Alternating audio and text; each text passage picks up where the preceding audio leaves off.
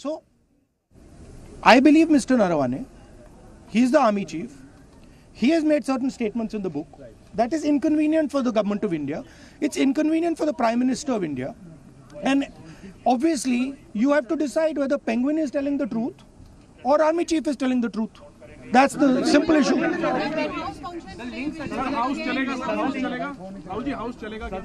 The central, देखिए the central thing is, वो दिखाना जरा वो भाई वो पिक्चर दिखाना है, पोस्टर लाओ जरा, पोस्टर लाओ, this दिखाओ जरा, this is the image. ये दिखा दीजिए यहाँ पे, ये ठीक से दिखाइए. This is the image that you have to understand. ये हुआ है जो यूएस के साथ ट्रेड डील हुई है वो इस कारण हुई है. ये हुआ है, ठीक है. क्लियरली इसको समझिए. ये नारावाने जी की बात है, एप्स्टीन की बात है, ये जो सब हो रहा है, राइट. मेन चीज ये है. Thank you.